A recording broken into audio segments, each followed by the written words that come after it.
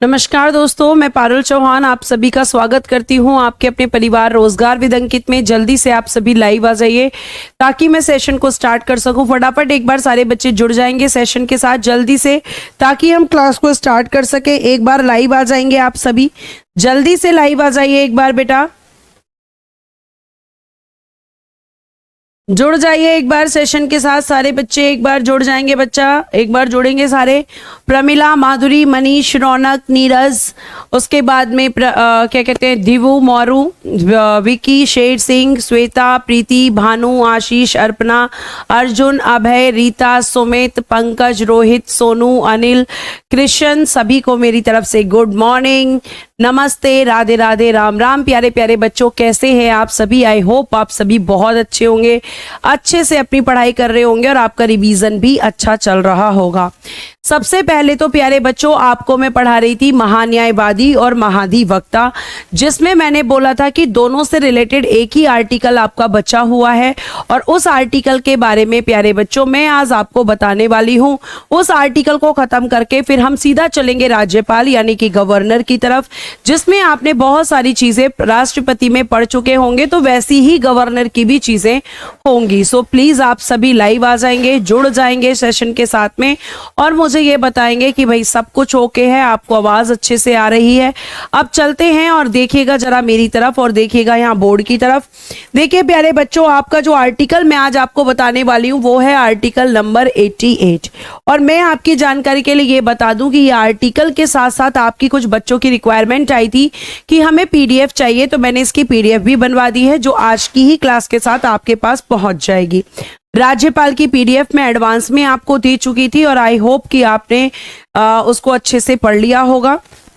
तो चलते हैं क्लास की तरफ और देखते हैं कि प्यारे बच्चों यहाँ पर आपका आर्टिकल नंबर 88 क्या कहता है। ध्यान से सुनना, आर्टिकल नंबर 88 कहता है कि जो महान्यायवादी है, ठीक है, जो महान्यायवादी है यानी कि जो अटॉर्नी जनरल है, ध्यान से सुनना, अटॉर्नी जनरल, ये आर्टिकल 88 उसको ये अधिकार देता है कि महान्यायवादी क्या कर सकता है, जो संसद है, संसद की बैठकों में भाग ले सकता है, संसद की बैठकों में भाग ले सकता है, बैठकों में भाग ले सकता है, ठीक है, भाग ले सकता है। ठीक, कौन? महान्यायवादी संसद की बैठकों में भाग ले सकता है, ठीक है, बैठकों में चर्चा कर सकता है, बैठकों में चर्चा कर सकता है, मतलब कि बोल सकता है, डिबेट कर सकता है, डिस्कशन कर सकता है, ठीक है, बैठकों में चर्चा कर सकता है, बैठकों में चर्चा कर सकता है। लेकिन प्यारे बच्चों आपको एक चीज ध्यान रखनी है जो मैं लिखने जा रही हूं, लेकिन वह मतदान नहीं कर सकता, लेकिन वह मतदान नहीं कर सकता, लेकिन वह मतदान नहीं कर सकता, मतलब कि वोटिंग नहीं कर सकता, ठीक है, मतदान नहीं कर सकता। और मैम क्यों नहीं कर सकता? क्योंकि प्यारे बच्चे अटॉर्नी जनरल संसद का सदस्य नहीं है, क्योंकि अटॉर्नी जनरल संसद का सदस्य नहीं है, अटॉर्नी जनरल संसद का सदस्य नहीं है, इसलिए वो संसद के बैठकों में भाग तो ले सकता है, बोल भी सकता है, लेकिन क्या नहीं करेगा? वोटिंग।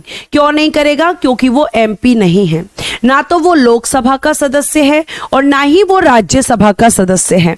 अगर वो सदस्य होता तो वो ऐसा कर सकता था, लेकिन आपको पता है कि महान्यायवादी का एमपी से कोई लेना देना नहीं होता। ये क्योंकि उस सदन का सदस्य नहीं है, ना तो लोकसभा का और ना ही राज्यसभा का। ठीक है, हर्ष कुमार जी वर्कशीट आज मिल जाएगी, वर्कशीट टाइप हो रही है बेटा, वर्कशीट मिल जाएगी। जो चीज आपको मैंने कमिटमेंट की है वो कमिटमेंट कंप्लीट होगी, सो आपको टेंशन लेने की जरूरत नहीं है इतना ज्यादा। अगर वर्कशीट नहीं मिलेगी तो आप मुझे ब्लेम कर सकते हो कि मैम आपने अपना प्रॉमिस कंप्लीट नहीं किया है। बेटा थोड़ा सा टाइम जो है, काम कभी कभी वर्कलोड ज़्यादा हो जाता है टाइपिस्ट के पास में, तो नहीं हो पाती है, लेकिन आपको यकीन मानिए आज वर्कशीट मिल जाएगी। थोड़ी बहुत देर में टाइप होने वाली है वर्कशीट, जैसे ही टाइप होगी आंसर की के साथ आपके पास पहुंच जाएगी।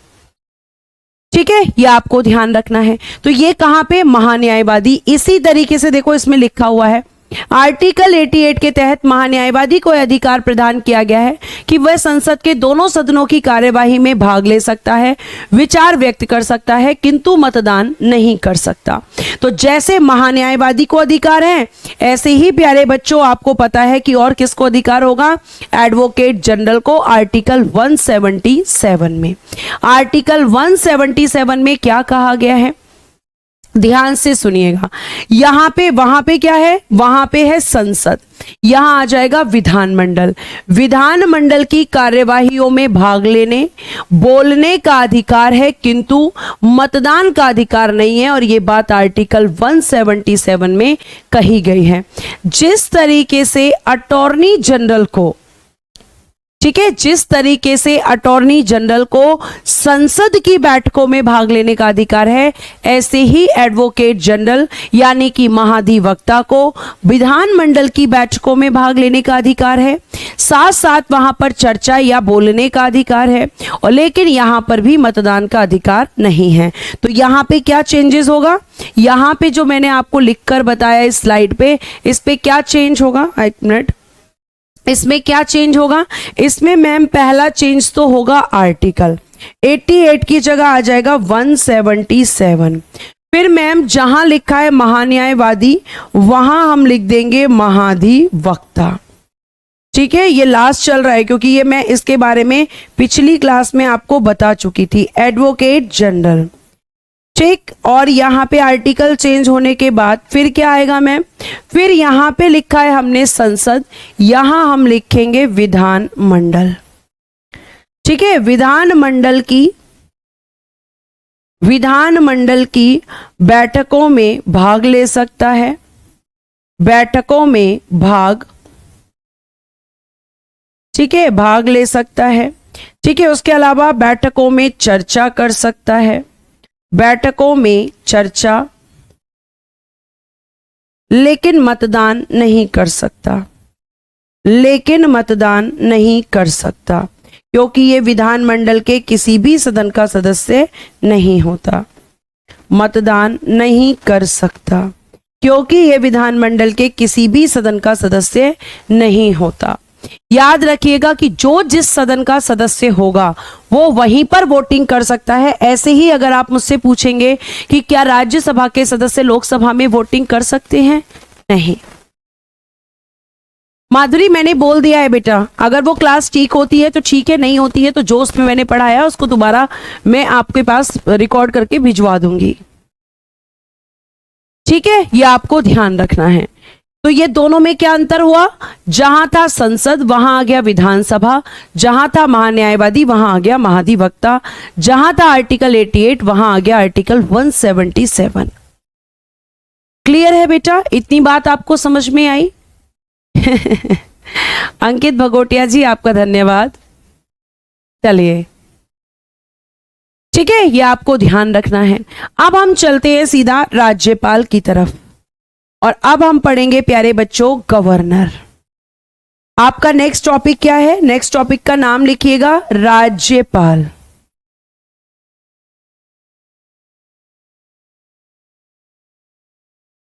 यानी कि गवर्नर,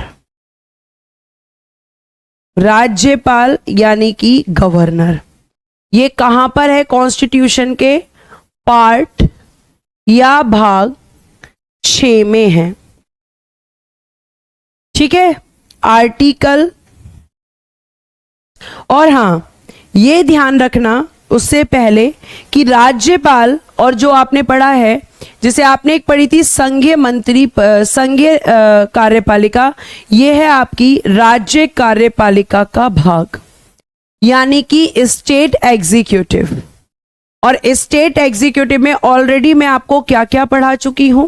देखो, स्टेट एग्जीक्यूटिव में आपका आता है राज्यपाल, जो हम आज पढ़ने जा रहे हैं, और इसमें आता है आपका मंत्री परिषद राज्य वाली, जो कि ऑलरेडी मैं आपको पढ़ा चुकी हूं। राज्य मंत्री परिषद आप पढ़ चुके हैं। मुख्यमंत्री मैं आपको ऑलरेडी पढ़ा चुकी हूं प्रधानमंत्री के साथ ही। ठीक है, ये पढ़ा चुकी हूं। उसके बाद आता है महाधिवक्ता, तो ये मैंने आपको पढ़ा दिया है। यानी मैं कह सकती हूँ कि ये चैप्टर्स मैं आपको स्टेट एग्जीक्यूटिव में पढ़ा चुकी हूँ, और आज मैं आपको क्या पढ़ाने जा रही हूँ, राज्यपाल, जो कि इसका यहाँ पे राज्यपाल जो कि इसका लास्ट टॉपिक है।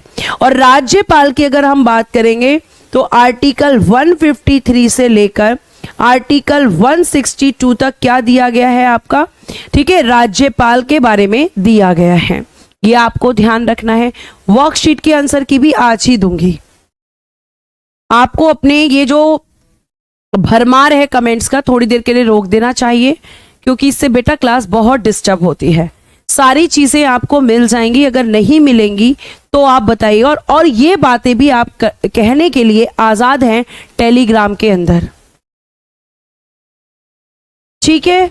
सो प्लीज बेटा अब हम पढ़ लें, अगर आपका वर्कशीट का टॉपिक खत्म हो गया हो तो, क्योंकि वर्कशीट आप तभी कर पाएंगे जब आपको यहां पर आपके पास में कंटेंट होगा। बिना कंटेंट के आप नहीं कर पाएंगे, ठीक है, यह आपको ध्यान रखना है। अब उन्हीं राज्यपाल के बारे में हम आगे बढ़ते हैं। देखिए यहां लिखा है, और ध्यान से सुनिएगा, ठीक है, ध्यान से सुनिएगा। प्लीज आप लोगों से मेरी रिक्वेस्ट है कि ध्यान से सुनिएगा। अगर आप ध्यान से सुनेंगे तो सारी चीजें समझ में आएगी। आप देखिएगा यहां पर बहुत ध्यान से पढ़िएगा। अभी मैंने आपको बताया राज्यपाल के बारे में प्रावधान कॉन्स्टिट्यूशन के भाग या पार्ट 6 में है, ठीक है। आर्टिकल 153 से 162 तक आपके प्रोविजन किया गया है, किसमें, राज्यपाल के बारे में आपके संविधान में। अब इसमें क्योंकि हमारे पास सबसे पहला आर्टिकल क्या है, 153, तो ये तो लिखा हुआ है लॉन्ग में, अब हम पढ़ लेते हैं थोड़ा शॉर्ट में। ध्यान से बेटा, सॉरी मत बोला करो आप लोग ना, इस चीज को ये मत समझा करो कि मैम डांट देती है या मैम हमारी सुनती नहीं है। आप मेरी बात सुनिए, आज मैं आपको ऐसा करने के लिए इसलिए मना करती हूं ताकि क्लास डिस्टर्ब ना हो, ताकि जो एक रिदम टीचर्स का पढ़ाने का बना हुआ है या फिर जो आपका पढ़ने का रिदम इस समय बना हुआ है वो आप करें। अब से मैं एक काम करूंगी, लास्ट के 5 मिनट आपके कमेंट्स के लिए रखूंगी, उसमें आप कमेंट्स करिएगा, उसमें आप जो पूछना चाहते हैं वो पूछेगा। बेटा आज वाली वर्कशीट की आंसर की आपके साथ में ही आएगी, टेंशन मत लीजिए, और पिछली वाली वर्कशीट का आंसर भी मैं आपको दिया करूंगी, ठीक है। मोनिका जी बिल्कुल गुस्सा नहीं कर रही, उसे गुस्सा करना नहीं कहते हैं बेटा। आपको कैसे समझाऊं मैं, समझाने को आप गुस्सा करना कह देते हैं, फिर कैसे समझाएगा टीचर, बताइए। कैसे मैं आप लोगों के साथ कैसे मतलब बात करूं, मुझे आप बता दीजिए।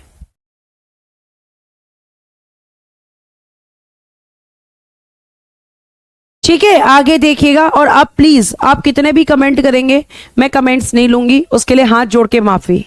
आगे देखिए आर्टिकल 153, ध्यान से सुनिएगा। आर्टिकल 153 में क्या कहा गया है, बहुत ध्यान से आपको सुनना है जो मैं आपको बताने जा रही हूं। आर्टिकल 153, इसमें कहा गया है कि एक राज्य होगा, एक राज्य है तो एक कौन होगा, एक राज्यपाल होगा। एक राज्य है तो एक राज्यपाल, यानी यूपी के लिए एक राज्यपाल, एमपी के लिए एक राज्यपाल। इसका कहने का मतलब है कि एक राज्य तो एक राज्यपाल, ठीक है। और अगर हम बात करते हैं यहां पर, तो प्यारे बच्चों आपको एक चीज और ध्यान रखनी है, लेकिन इस आर्टिकल में 7वां संविधान संशोधन हो गया, 7वां संविधान संशोधन। और 7वां संशोधन कब हुआ था, आपको मैंने बताया हुआ है 1956 में। और इस आर्टिकल में संशोधन को करके क्या कहा गया, यहां हो गया 7th constitution amendment, constitution amendment 1956। और ये अमेंडमेंट करके बेटा क्या कह दिया गया, कहा गया कि 2 या 2 से अधिक, 2 या 2 से अधिक राज्यों का एक राज्यपाल हो सकता है, एक राज्यपाल हो सकता है। यानी इसमें संशोधन करके इस लाइन को ऐड कर दिया गया कि ऐसा बिल्कुल नहीं है। जैसे देखो पहले वाला क्या कह रहा है, पहले वाला कह रहा है कि 4 राज्य है ए बी सी डी, तो ये पहले वाला कह रहा है इसका अलग राज्यपाल, इसका अलग, इसका अलग, इसका अलग। लेकिन बाद में 7वां संशोधन करके जो हमने ऐड किया वो कह रहा है कि 2 राज्यों का या 3 राज्यों का एक राज्यपाल भी हो सकता है। ऐसा बिल्कुल भी नहीं है कि केवल एक ही राज्य है तो एक ही राज्यपाल होगा। ठीक है, ऐसा बिल्कुल नहीं है। ठीक, गौरव आपकी तरफ से प्रॉब्लम है बेटा, क्योंकि ऐसी प्रॉब्लम किसी और की नहीं हो रही है। आगे देखिएगा, अब यहां क्या लिखा है, सेम चीज लिखी है। यहां लिखा है कि प्रत्येक राज्य के लिए एक राज्यपाल होगा, परंतु एक ही व्यक्ति को 2 या अधिक राज्यों का राज्यपाल नियुक्त किया जा सकता है। और यह बात कही गई है 7वां संविधान संशोधन 1956। यानी कि but the same person may be appoint but the same person may be appointed as the governor of 2 or 2 more state. 7th Constitution Amendment 1956 sorry बेटा 1956। ठीक है, एक राज्य है एक राज्यपाल, जैसे यूपी का अलग होता था, एमपी का अलग होता था, किसके अकॉर्डिंग, आर्टिकल 153 में 1956 से पहले। लेकिन 1956 में कहा कि एमपी और यूपी का एक गवर्नर भी हो सकता है। बिहार और यूपी के लिए हम एक गवर्नर भी अपॉइंट कर सकते हैं। क्या यहां तक की बात आपको समझ में आई? क्या यहां तक की बात आपको समझ में आई? तो थम्स अप करिए। बहुत सिंपल बात है। कहा गया 153 में एक राज्य के लिए एक राज्यपाल, लेकिन इसमें संशोधन करके एक लाइन को जोड़ दिया गया कि नहीं, 2 या 2 से अधिक राज्यों का एक राज्यपाल भी हो सकता है। ठीक है, जल्दी से लाइव आ जाइए फटाफट से। और प्यारे बच्चों बताइए, थम्स अप देके रिस्पॉन्स दीजिएगा कि आपका रिस्पॉन्स क्या है। आगे देखिएगा, आपके राज्यपाल की नियुक्ति की हम बात करेंगे और आर्टिकल 154 में आपको पढ़ाऊंगी राज्यपाल की शक्तियों में। ठीक है, या फिर आप यहां भी पढ़ सकते हो, मैं आपको पहले ही पढ़ा देती हूं, नहीं तो फिर आप पूरी क्लास में यही गाते रहोगे आर्टिकल 154 कहां गया, आर्टिकल 154 कहां गया। चलो, आर्टिकल 154 इसमें क्या कहा गया है? इसमें कहा गया है राज्य की सभी कार्यपालिका शक्तियां, राज्य की सभी कार्यपालिका शक्तियां राज्यपाल में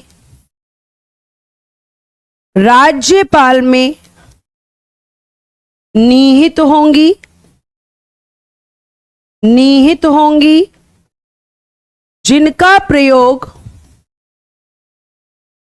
जिनका प्रयोग वह स्वयं या अपने अधीनस्थ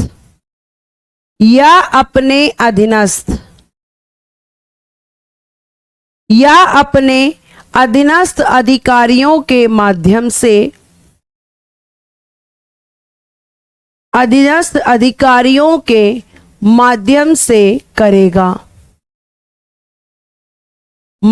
से करेगा।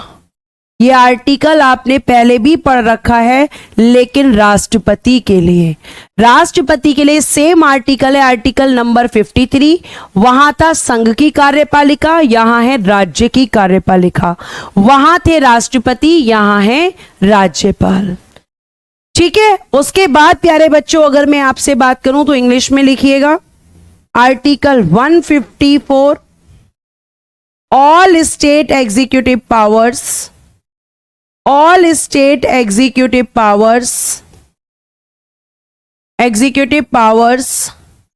vested in governor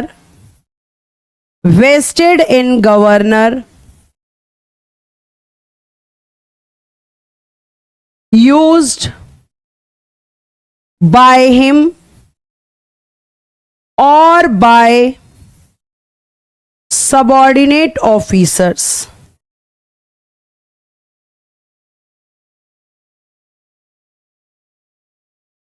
अब आप मुझे ये बताएं कि यहां पर सबऑर्डिनेट ऑफिसर्स का सेंस किससे है। आप मुझे ये बताइए, यहां पे सबऑर्डिनेट ऑफिसर ये जो वर्ड है, ये सबऑर्डिनेट ऑफिसर, सॉरी, ये जो सबऑर्डिनेट ऑफिसर वर्ड है इसका मतलब किससे है, जल्दी से कमेंट बॉक्स में बताएंगे। ये आर्टिकल कहता है कि सारी शक्तियां जो राज्य की कार्यपालिका की सारी शक्तियां हैं वो किसके पास हैं, राज्यपाल के पास है। लेकिन राज्यपाल इन शक्तियों का यूज ज्यादातर किसके कहने पर करता है, सबऑर्डिनेट ऑफिसर्स के कहने पर करता है। तो आप मुझे बताएंगे सबऑर्डिनेट ऑफिसर्स का सेंस यहां पर किससे है। और प्यारे प्यारे बच्चों, एक और चीज ध्यान से सुन लो, अगर मैं यहां पे राज्यपाल के बारे में आपसे बात करती हूं तो ये आर्टिकल ये साबित कर देता है कि यहां पर जो राज्यपाल होते हैं, ये राज्यपाल कौन होते हैं, राज्यपाल राज्य के नाममात्र और संवैधानिक प्रधान, नाममात्र और संवैधानिक प्रधान होते हैं।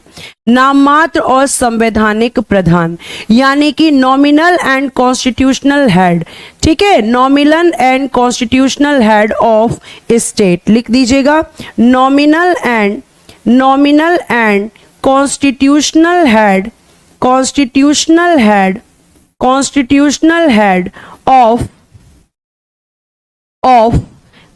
स्टेट, ठीक है। और ये आपको ध्यान रखना है कि कौन होते हैं, राज्यपाल होते हैं। और यहां पे वास्तविक प्रधान कौन होते हैं, वास्तविक प्रधान कौन होते हैं, रियल हेड कौन होंगे मैम, तो यहां पे वहां पे थे पीएम, यहां हो जाएंगे सीएम, वहां पे थे पीएम, यहां हो जाएंगे सीएम। आपको बताया था। बताइए मंत्री परिषद, जिस बच्चों ने आंसर किया है मंत्री परिषद, बिल्कुल सही आंसर किया है। सबऑर्डिनेट ऑफिसर्स का यहां पे किससे सेंस है, तो मैम काउंसिल ऑफ मिनिस्टर्स से। यहां मंत्री परिषद के लिए इस वर्ड को यूज किया जाता है इस आर्टिकल में, सबऑर्डिनेट ऑफिसर्स, ये आपको ध्यान रखना है।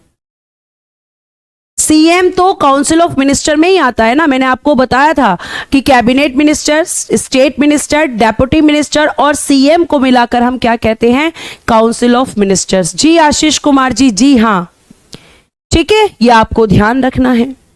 मंत्री परिषद से है, जो बच्चे पढ़ते हैं, रिवीजन करते हैं, बिल्कुल सही आंसर कर रहे हैं, और जो नहीं करते वो तो हमेशा गलत ही आंसर करते हैं। अब देखिएगा फिर आर्टिकल नंबर 155, ध्यान से पढ़ना। आर्टिकल नंबर 155 क्या कहा गया है, राष्ट्रपति द्वारा राज्यपाल की नियुक्ति की जाती है। राष्ट्रपति उस व्यक्ति को किसी राज्य का राज्यपाल नियुक्त करता है जिसे केंद्र सरकार द्वारा नामांकित किया जाता है। यानी अगर मैं आपसे बोलूं तो आर्टिकल 155 को आप शॉर्ट में किस में लिख सकते हो, लिख सकते हो राज्यपाल की नियुक्ति। राज्यपाल की नियुक्ति तो आप कहोगे राष्ट्रपति द्वारा, राष्ट्रपति द्वारा, लेकिन बेटा राष्ट्रपति द्वारा, लेकिन केंद्र सरकार की सलाह पर, लेकिन केंद्र सरकार की सलाह पर, लेकिन केंद्र सरकार की सलाह पर, इतना भी आप लिख सकते हो। ये हो गया शॉर्ट में कि नियुक्ति तो राष्ट्रपति करते हैं, लेकिन किसके कहने पर, केंद्र सरकार के कहने पर। जैसे आपकी राष्ट्रपति की नियुक्ति राज्यपाल की नियुक्ति का अधिकार राष्ट्रपति को है, लेकिन जिस तरीके से वो अपनी मर्जी से ना तो प्रधानमंत्री की नियुक्ति करते हैं ना मंत्रियों की नियुक्ति करते हैं, उसी तरीके से राज्यपाल की नियुक्ति भी ये अपनी मर्जी से नहीं करते। ये कहां से करते हैं, किसके कहने से करते हैं, केंद्र सरकार के कहने से, सेंट्रल गवर्नमेंट के कहने से। सेंट्रल गवर्नमेंट कहेगी कि आपको मोहन को राज्यपाल बनाना है, तो राष्ट्रपति मोहन को ही राज्यपाल नियुक्त करेंगे, किसी और व्यक्ति को नहीं कर सकते। तो आर्टिकल 155 में क्या है, अपॉइंटमेंट ऑफ गवर्नर। राज्यपाल की नियुक्ति कौन करेगा, राष्ट्रपति, किसके कहने पर, केंद्र सरकार के कहने पर। केंद्र सरकार जिस व्यक्ति का नाम इनको देती है उसी व्यक्ति को ये राज्यपाल नियुक्त कर देते हैं, आपको ध्यान रखना है। ठीक है, आगे देखिएगा। अब राज्यपाल बनने के लिए किस किस चीज की जरूरत होती है, राज्यपाल की क्वालिफिकेशंस कहां पर हैं। ठीक है। अब आप कहोगे 157 पढ़ा रही हो मैम, 156 तो आपने पढ़ाया ही नहीं। चलो मैं सीक्वेंस में ही पढ़ा देती हूं तुम्हें, पहले पढ़ो 156, कोई दिक्कत नहीं है, मैं आपके हिसाब से पढ़ाना चाहूंगी जैसे आपको समझ आए। तो 153 पढ़ा, 154 पढ़ा, 155 पढ़ लिया, 156 पढ़ लो, फिर 157 पढ़ लेंगे, कोई दिक्कत नहीं है। क्या दिक्कत है? ठीक है, देखिएगा यहाँ 156 में बेटा आपको सिंपल सी बात याद रखनी है कि आर्टिकल 156 में क्या है? कार्यकाल है। तो मैं यहाँ पे अगर आपको लिख के दिखाऊं आर्टिकल 156, तो इसमें क्या है? कार्यकाल, यानी कि टेन्योर ऑफ गवर्नर कितना होता है? 5 वर्ष का होता है। किस दिन से शुरू होता है?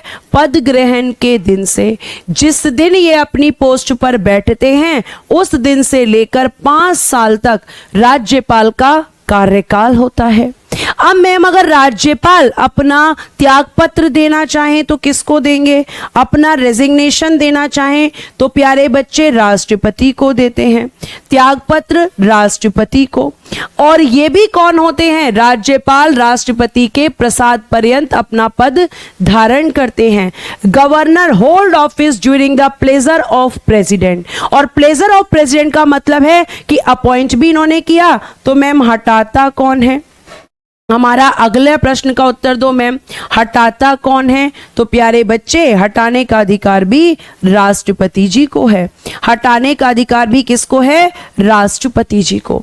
राष्ट्रपति जी ही हटाते हैं, ये आपको ध्यान रखना है, आपको पता होना चाहिए। मैंने पहले भी बताया है कि सेम पर्सन अगर अपॉइंट करता है और सेम पर्सन अगर हटाता है, ठीक है, नहीं फिक्स नहीं है, क्योंकि राज्यपाल को कभी भी राष्ट्रपति के द्वारा हटाया जा सकता है। लेकिन अगर सिंपल आपसे कोई टेन्योर पूछेगा तो 5 साल आपको बोलना पड़ेगा, क्योंकि विधानसभा का कार्यकाल 5 वर्ष होता है, तो राज्यपाल भी 5 वर्ष तक ही अपने पद पर रहते हैं। हाँ, राष्ट्रपति इन्हें केंद्र सरकार के कहने पर कभी भी हटा सकते हैं। ध्यान रखना, हटाते भी किसकी मर्जी से हैं? केंद्र सरकार की सलाह पर। केंद्र सरकार की सलाह पर अपनी मर्जी से ना तो अपॉइंट और ना ही अपनी मर्जी से हटाते हैं। ये अपॉइंट भी राष्ट्रपति करते हैं लेकिन अपनी मर्जी से नहीं, हटाते भी राष्ट्रपति हैं लेकिन अपनी मर्जी से नहीं। जो अगर सेम पर्सन कोई काम कर रहा है तो वो पोस्ट उसके प्लेजर हो जाती है। ध्यान रखिएगा, इतनी बात जो मैंने समझाई ये सब आपकी अगली स्लाइड पे है। इस अवधि के पूर्व वह राष्ट्रपति को त्यागपत्र देकर अपने पद से मुक्त हो सकता है। कार्यकाल समाप्त हो जाने पर भी वह उस समय तक अपने पद पर बना रहता है जब तक कि उसके स्थान पर कोई दूसरा व्यक्ति पद ग्रहण नहीं कर लेता। ये लाइन आपको अच्छे से पता है कि क्वेश्चन क्या आएगा कि राज्यपाल 5 वर्ष के बाद अपने पद पर रह सकते हैं।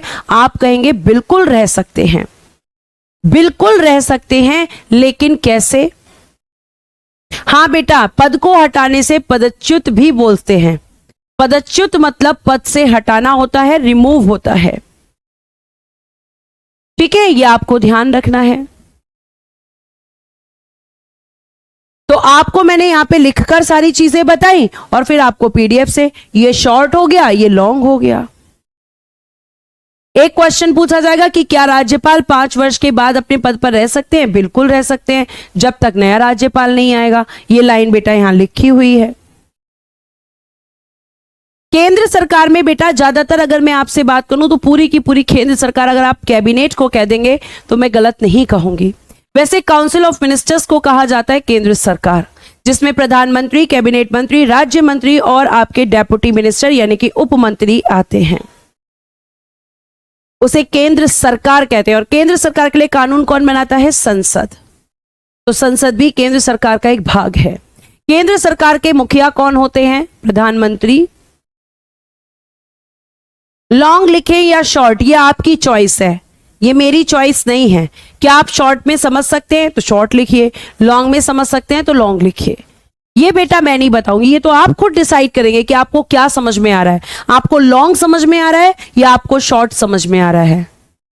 ठीक है, 156 हो गया। अब चले जाते हैं आर्टिकल 157 पर, राज्यपाल की योग्यताएं। राज्यपाल की क्वालिफिकेशंस किस आर्टिकल में है? राज्यपाल की अर्हताएं 157 में है। अब ध्यान से सुनिए, इनके लिए 2 योग्यताएं बहुत इंपॉर्टेंट होती हैं और वो कौन सी होती हैं देखना जरा। पहला, वह भारत का नागरिक हो, फर्स्ट पॉइंट। सेकंड, उसकी आयु 35 वर्ष से अधिक हो, यानी कि हम कह सकते हैं कि मिनिमम एज 35 होनी चाहिए, 35 वो कंप्लीट कर चुका हो। ठीक है, 35 की एज वो कंप्लीट कर चुका हो। ठीक है, तो ये आपको ध्यान रखना है। शॉर्ट लिखने वाले बच्चे ये जरूर ध्यान रखें कि आगे मैम हमेशा आपके साथ नहीं रहेंगी। शॉर्ट आपको अभी समझ में आएगा क्योंकि अभी क्लासेस चल रही हैं, लेकिन जब चलो जैसे आपको समझ आए बेटा वैसे कर लो। हाँ जी, आ रहे हैं अंशु, आ रहे हैं बेटा, पेशेंस रखिए, सब बताऊंगी बच्चा, सब बताऊंगी। ठीक है, तो ये आपको ध्यान रखना है कि 2 क्वालिफिकेशंस होती हैं। पहली, भारत का नागरिक, सिटीजन ऑफ इंडिया, इसे तो लिखने की जरूरत नहीं है क्योंकि सेम ही होगा। Citizen of India first qualification, और second, age should be more than 35। 35 वर्ष एटलीस्ट उसने कंप्लीट किया हो। ठीक है, यह आपको ध्यान रखना है। वोट देने का अधिकार पूछ रहे हो औरेंद्र आप, वोट देने का आर्टिकल 326 में प्रेसिडेंट को कौन हटा सकता है? पूजा प्रेसिडेंट पढ़िए जाकर, आगे देखिएगा, फिर आगे हम चलते हैं और आप बात कर लेते हैं थोड़ी सी और आर्टिकल नंबर 158 की। मैं आपको इसे शॉर्ट में समझाऊंगी क्योंकि ये 2 स्लाइड्स पे लिखा हुआ है, जहां लिखा हुआ है वहीं समझाती हूं। अब देखो आर्टिकल नंबर 158 क्या कहता है, ध्यान से सुनना बेटा, ध्यान से।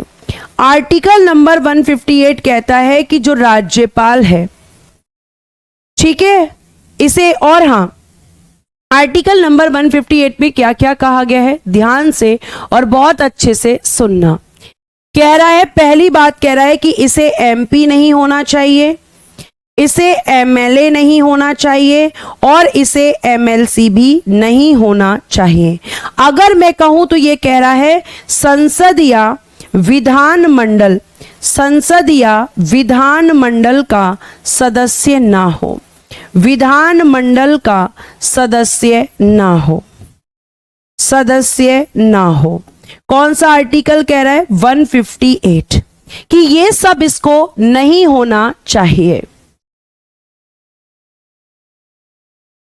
ठीक है, ये सब नहीं होना चाहिए। लेकिन अब आपका प्रश्न उठेगा, लेकिन अगर हो तो, लेकिन अगर है तो, मैम हमारा प्रश्न है, लेकिन अगर हो तो, अगर हो तो क्या होगा फिर? तो लिखिएगा, नियुक्ति के दिन से, नियुक्ति के दिन से, नियुक्ति के दिन से जिस सदन का वह सदस्य है, जिस सदन का, ऐसे लिख दो, नियुक्ति के दिन से उस सदन में, उस सदन में उसका पद रिक्त हो जाएगा, उसका पद रिक्त हो जाएगा जिसका वह सदस्य था, हो जाएगा जिसका वह सदस्य था, जिसका वह सदस्य था। ये आपको ध्यान रखना है। एमपी था तो एमपी की पोस्ट खाली, एमएलए था तो एमएलए की पोस्ट खाली, एमएलसी था तो एमएलसी की पोस्ट खाली, क्योंकि एक व्यक्ति एक साथ 2 पोस्ट पर नहीं रह सकता। और साथ साथ आर्टिकल 158 में दूसरी बात भी कही गई है। पहली बात तो ये हो गई, दूसरी बात क्या कही गई है कि वह कोई लाभ का पद धारण नहीं कर सकता, do not hold office of the profit, लाभ के पद पर नहीं होना चाहिए। यह आर्टिकल 158 की दूसरी बात है। यानी आर्टिकल 158 कहता है कोई भी ऐसा व्यक्ति जो राज्यपाल नियुक्त होता है वो एमपी, एमएलए, एमएलसी नहीं हो सकता। अगर है तो जिस दिन से उसकी नियुक्ति होगी उस दिन फिर उस सदन में उसका पद रिक्त हो जाएगा। साथ साथ आपको ध्यान रखना है एक और बात का कि ये जो आपकी यहां पर आर्टिकल 158 है वो ये भी कहता है, वो ये भी कहता है कि आपको ये भी ध्यान रखना है कि राज्यपाल किसी भी लाभ के पद पर ना हो, मतलब वो किसी भी गवर्नमेंट जॉब में ना हो। क्योंकि एक व्यक्ति एक समय में एक ही पद पर रह सकता है। जी हाँ, ये बिल्कुल सेम प्रेसिडेंट की तरह है, मैंने पहले ही बोला था। अब हमने कौन सा आर्टिकल पढ़ा है? 158। तो मैम अब हमें कौन सा आर्टिकल पढ़ना है? 159 पढ़ना है। और 159 में प्यारे बच्चों क्या दिया गया है? राज्यपाल द्वारा शपथ या प्रतिज्ञान। तो मैं इसको शॉर्ट में लिख देती हूं, आर्टिकल 159। इसमें क्या है? Oath of governor. Oath of governor यानी कि राज्यपाल की शपथ। राज्यपाल की शपथ है प्यारे बच्चे, इसमें राज्यपाल की शपथ। और इनको शपथ कौन दिलाता है? शपथ दिलाते हैं उच्च न्यायालय के मुख्य न्यायाधीश। उच्च न्यायालय के मुख्य न्यायाधीश, मुख्य न्यायाधीश शपथ दिलाते हैं। मुख्य न्यायाधीश शपथ दिलाते हैं। शपथ दिलाते हैं यानी कि chief justice of high court. और राष्ट्रपति को कौन दिला रहा था? तो chief justice of supreme court. हाँ जी, केंद्र और राज्य संबंध बनाने के लिए सरकारी आयोग का गठन किया गया था। अक्षु आयोग भी मैं पढ़ाऊंगी, लेकिन पेशेंस रखिए, सब कुछ आपके नोट्स में होगा एक दिन। कुछ चीजें अभी बची हैं, जैसे संविधान की विशेषताएं, आपकी समितियों, किस समिति का कौन अध्यक्ष था, आपके राष्ट्रपति कौन कब कब क्या बने, ये सारे चैप्टर्स में एंड में एक साथ करा दूंगी। सारे फैक्ट आपके पास एक साथ कलेक्ट होकर आ जाएंगे। प्रेसिडेंट की लिस्टिंग, वाइस प्रेसिडेंट की लिस्टिंग और आपके प्रेसिडेंट की लिस्टिंग, ये सब आपको एक साथ दूंगी। नहीं, ये योग्यता में क्यों आएगा? ये तो शपथ है, ये योग्यता में थोड़ी आएगा, ये आर्टिकल 159 में आएगा। ये आपको ध्यान रखना है।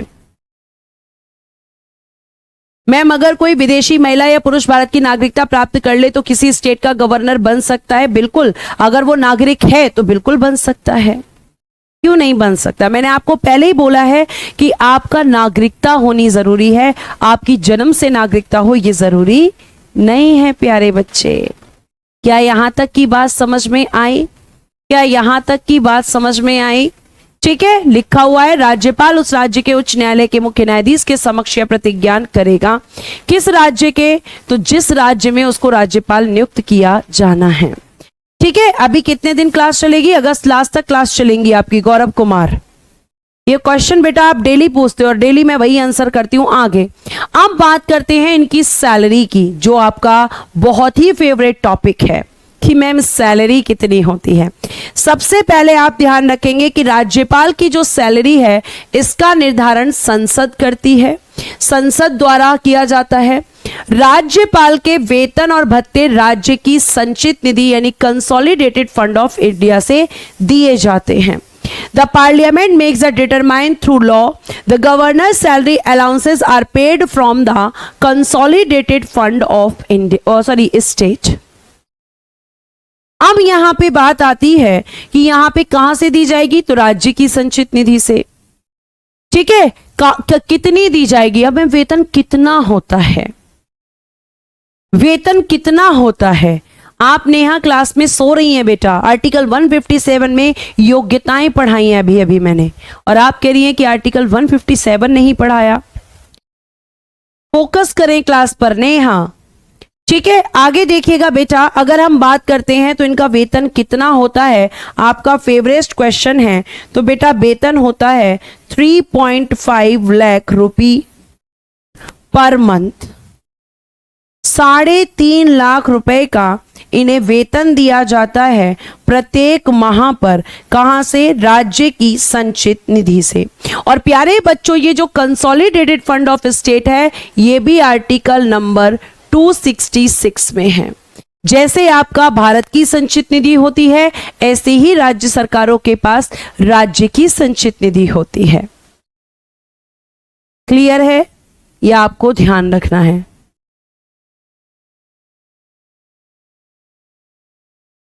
नहीं मोहम्मद आमिर खान जी, यहां पे बिल्कुल ऐसा नहीं लिखेंगे कि मैम वहां लोकसभा का सदस्य होना, मतलब राष्ट्रपति को अगर बनना है तो उसे लोकसभा के सदस्य की योग्यताओं की जरूरत थी। यहां पर ऐसा कुछ नहीं है। अगर ऐसा होता तो मैं लिखवाती। नहीं, इनकी सैलरी टैक्स फ्री नहीं होती, टैक्स लगता है इनकी, सिर्फ प्रेसिडेंट की सैलरी टैक्स फ्री होती है। आगे देखिएगा, गवर्नर हो गया, आर्टिकल 159 हो गया। अब हम बात करते हैं राज्यपाल की शक्तियां तथा कार्य। और अगर हम राज्यपाल की शक्तियों के बारे में बात करेंगे तो प्यारे बच्चों जरा ध्यान से सुनना, हम सबसे पहले किसकी बात करेंगे? सबसे पहले जो मैंने अभी आपको पढ़ाया है, एक हेडिंग दीजिएगा, कार्यपालिका शक्तियां। इनके पास भी होती हैं कार्यपालिका शक्तियां, एग्जीक्यूटिव पावर्स, एग्जीक्यूटिव पावर्स, कार्यपालिका शक्तियां, ठीक है, ये इनके पास होती हैं। और इसमें आपको सबसे पहली कौन सी पढ़नी है? आर्टिकल 154 का सब क्लॉज 1, जो मैंने भी पीछे पढ़ाया है, यही वाला आपको सेम नोट करना है। मैं लिख के बता देती हूं, यहां पे आर्टिकल 154 का सब क्लॉज 1 लगा लेना बेटा, यहां मेरे से रह गया है, कोई बात नहीं, मैं लगा देती हूं सब क्लॉज 1, और नहीं भी लगाओगे तो भी चल जाएगा, ठीक है, ये आपको ध्यान रखना है।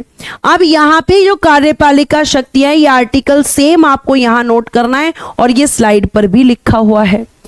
आर्टिकल 154 के अनुसार राज्य की कार्यपालिका शक्ति राज्यपाल में निहित होंगी तथा वह इसका प्रयोग संविधान के अनुसार स्वयं या अपने अधीनस्थ अधिकारियों के माध्यम से करेगा। बेटा राष्ट्रपति जी और ये बहुत रेयर केस में अपनी डिस्क्रिशनरी पावर्स यानी कि विवेकीय शक्तियों का प्रयोग करते हैं, वरना बहुत कम। यह आपको ध्यान रखना है, ठीक है सुनीता। सारे आर्टिकल्स आपको नहीं पढ़ने हैं, जो मैं पढ़ा रही हूं उतना आप याद रख लो, यही बहुत बड़ी बात है, ठीक है। आगे देखिएगा, उसके बाद प्यारे बच्चों इसी में क्या आती है? राज्यपाल राज्य के उच्च अधिकारियों की, ठीक है, इसको ठीक करना, कर की लिख गया है यहां गलती से टाइपिस्ट से, राज्यपाल की नियुक्ति करते हैं। अब बात आती है कि भाई ये किस किस की नियुक्तियां करते हैं, ठीक है, अधिकारियों की नियुक्ति करते हैं। तो मैम थोड़ा बहुत बता दीजिए कि किस किस की नियुक्ति राज्यपाल करते हैं। तो the governor appoints high official of the states, यानी राज्य के उच्च अधिकारियों की नियुक्ति, तो यहां लिख देती हूँ, खाली स्लाइड है। एक होती है इनके द्वारा की जाने वाली नियुक्ति, तो नियुक्ति किस किस की करते हैं? नियुक्ति किसके द्वारा? राज्यपाल द्वारा, बाय द गवर्नर। तो आपको मैंने पढ़ाई हुई है कुछ, जैसे सीएम को करते हैं, स्टेट काउंसिल ऑफ मिनिस्टर्स में जो मिनिस्टर्स होते हैं उनको करते हैं, यानी कि मंत्री परिषद, राज्य मंत्री परिषद में मंत्रियों की नियुक्ति, मुख्यमंत्री की नियुक्ति, और आपका राज्य निर्वाचन आयोग, राज्य निर्वाचन आयोग, ठीक है, राज्य निर्वाचन आयोग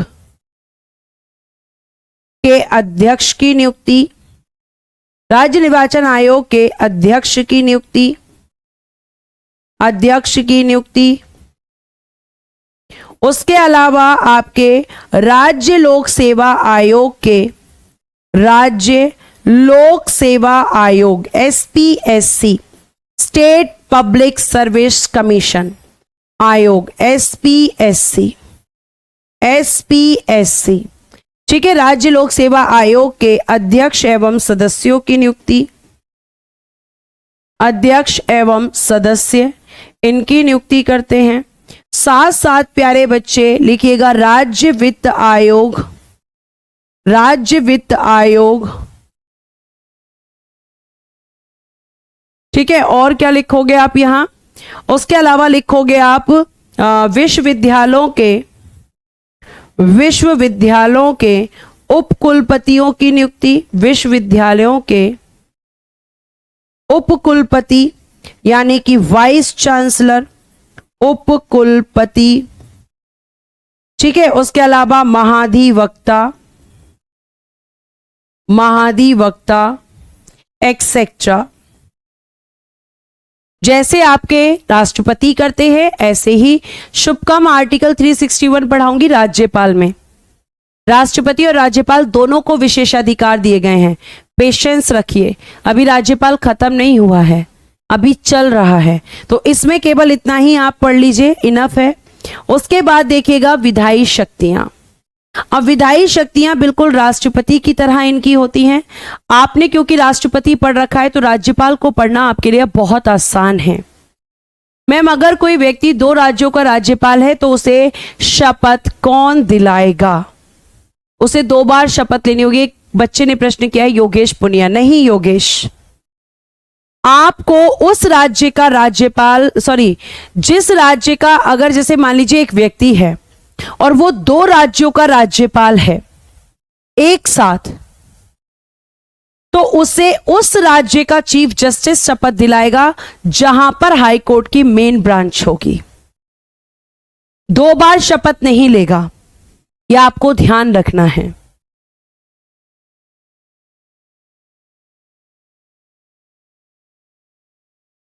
ठीक है, मोनू कह रहे हैं साथ में पढ़ा देते, साथ में पढ़ा देती, लेकिन कोई दिक्कत नहीं है, इसको अलग अलग पढ़ लीजिए।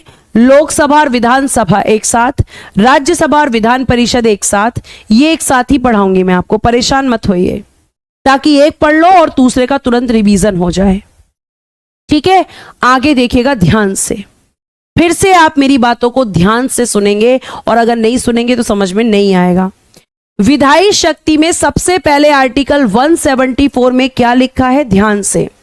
राज्यपाल राज्य विधानमंडल के एक या दोनों सदनों को समय समय पर, एक या दोनों सदनों का समय समय पर अधिवेशन यानी कि सत्र बुला सकता है तथा उसका सत्रावसान भी कर सकता है। सत्रावसान का मतलब मैंने बताया था एंड ऑफ सेशन, मैंने बताया था सत्र का अंत। ये किसका मतलब होता है? सत्रावसान का। सत्र का अंत करना ही सत्रावसान होता है, और सत्र को बुलाना दोनों किसके काम है? राज्यपाल के। और प्यारे बच्चों, मैंने ये भी बताया था कि एक साल में कितने सेशंस आने चाहिए, जल्दी से कमेंट बॉक्स में बताओ। ठीक है, जल्दी से बताओ कमेंट बॉक्स में कि एक साल में कितने सेशंस आने चाहिए। नहीं, सैलरी डबल नहीं मिलेगी। अगर कोई व्यक्ति एक साथ, अगर आपका कोई व्यक्ति एक साथ 2 राज्यों का गवर्नर है तो उसकी सैलरी को राष्ट्रपति डिसाइड करते हैं, और राष्ट्रपति सैलरी को किस में बांट देंगे? राष्ट्रपति प्यारे बच्चों सैलरी को रेशो में डिवाइड कर देंगे। मैं सैलरी वाले पॉइंट के नीचे ही लिख देती हूं, अगर आपको इतना ज्यादा दिक्कत हो रही है। देखिए यहां अगर ऐसा होता है, ध्यान से सुनिएगा, कि जैसे मान लो एक राज्य है ए और एक राज्य है बी, ये 2 राज्य हैं, कन्फ्यूजन खत्म करते हैं। ये 2 राज्य हैं, इनके एक राज्यपाल हैं, एक राज्यपाल हैं, तो प्यारे बच्चों फिर इनको जो वेतन मिलेगा, वेतन उसका निर्धारण राष्ट्रपति दोनों राज्यों के मध्य अनुपात में कर देंगे। अनुपात यानी कि रेशो, अनुपात में बांट देंगे। अनुपात में मतलब वेतन कितना रहेगा? वेतन प्यारे बच्चे 3.5 लाख ही मिलेगा, 3.5 लाख ही मिलेगा। लेकिन इस 3.5 लाख को क्या कर सकते हैं राष्ट्रपति? इसे प्यारे बच्चे 50-50 कर सकते हैं, 50-50 के रेशो में डिवाइड कर सकते हैं, 40-60 कर सकते हैं, 30-70 कर सकते हैं। ये मेन आपका डिसाइड करते हैं राष्ट्रपति। तो राष्ट्रपति वेतन को डिसाइड करेंगे और इसके वेतन को अनुपात में बांट देंगे कि इतना ये वाला राज्य देगा और इतना ये वाला। बहुत बढ़िया, जो बच्चे कह रहे हैं कि एक साल में 2 बैठक होनी चाहिए, बिल्कुल सही आंसर किया है सारे बच्चों ने। ठीक है, ध्यान से सुनिएगा क्या क्या होना चाहिए, ध्यान से सुनिएगा। हम मैम आपने बताया अभी अभी, और क्या होना चाहिए? एक वर्ष में 2 सत्र आवश्यक हैं, क्योंकि ऐसा ना हो कि आपके ये लोग लड़के बैठ जाएं, पूरे साल कोई काम ही ना करें। फिर बताओ अगला प्रश्न, फर्स्ट सेशन ठीक है, फर्स्ट सेशन और सेकंड सेशन,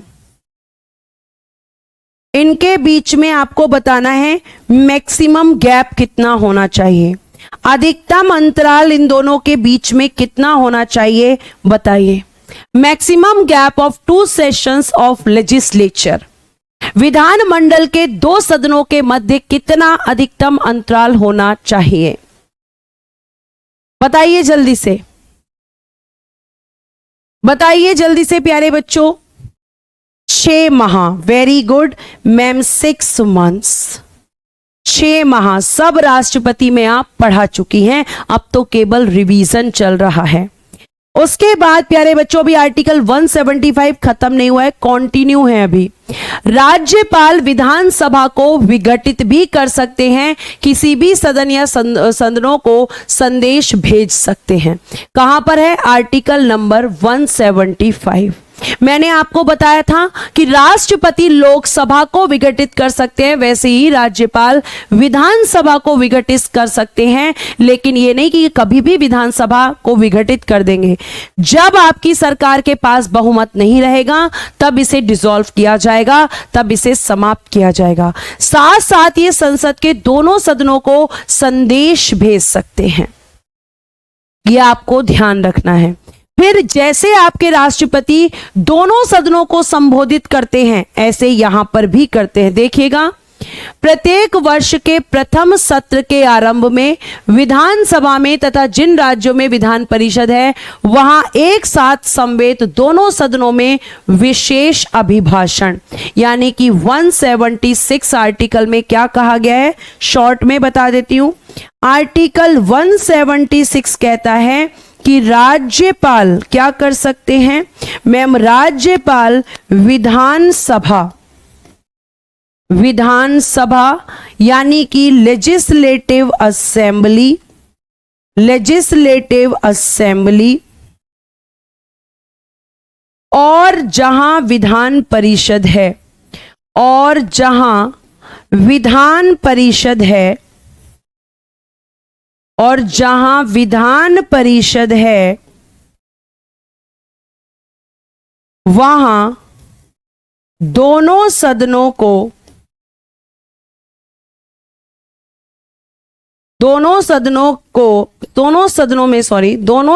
में अभिभाषण दे सकते हैं, यानी कि दोनों सदनों को एक साथ एड्रेस कर सकते हैं। अभिभाषण का मतलब होता है एड्रेस्ड, एक साथ। मैम कब कब करते हैं दोनों को एक साथ? तो देखो ध्यान से, पहला आपका होगा जब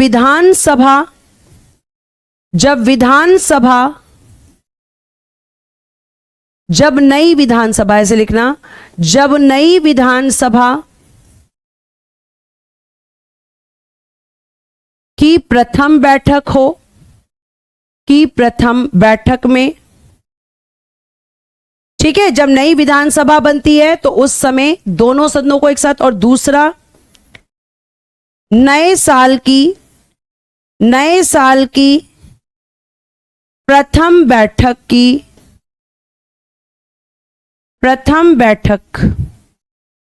में, नए साल की प्रथम बैठक में, यानी अब 2024 चल रहा है, 2025 होगा तब।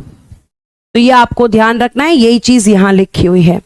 प्रत्येक वर्ष के प्रथम सत्र के आरंभ में, यानी कि जब नया साल शुरू होता है या फिर जब नई विधानसभा बनती है, सेम लोकसभा में जब नई लोकसभा बने या फिर आपके साल की पहली बैठक हो।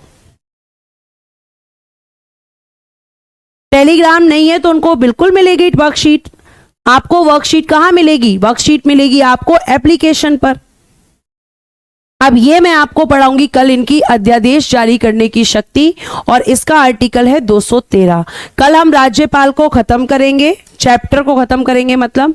और प्यारे बच्चों, कल मैं आपको स्टार्ट करूंगी संसद, और साथ साथ राज्य विधानमंडल। दोनों में बहुत सारी चीजें कॉमन हैं। लोकसभा विधानसभा एक साथ पढ़ेंगे, राज्यसभा विधान परिषद एक साथ पढ़ेंगे। और प्यारे बच्चों, आपको कोई क्वेश्चन पूछना है तो आप पूछ लीजिए। आर्टिकल 160 एंड 161 पढ़ाया जाएगा सुनील, थोड़ा पेशेंस रखिए। सारी चीजें आपके पास होंगी और सारे आर्टिकल आपको पढ़ने नहीं हैं, लेकिन जो भी आर्टिकल इंपॉर्टेंट है वो सब आपके पास होंगे। ठीक है, तो आज के लिए हम क्लास को यहीं विराम दे देते हैं। ये सारे आपके पास महान्यायवादी, महाधिवक्ता और गवर्नर के ऑलरेडी मैं नोट्स एडवांस में दे चुकी हूं, तो वो सब आपको यहाँ पे करना है। अगर क्लास आपको अच्छी लगी हो तो प्लीज थम्स अप करके जरूर जाइएगा और स्माइली देते हुए जाइएगा। ठीक है, थैंक यू सो मच बच्चों, धन्यवाद आप सभी का कि आपने क्लास को अच्छे से पढ़ा। Bye bye, take care and good day everyone. जय हिंद, जय भारत।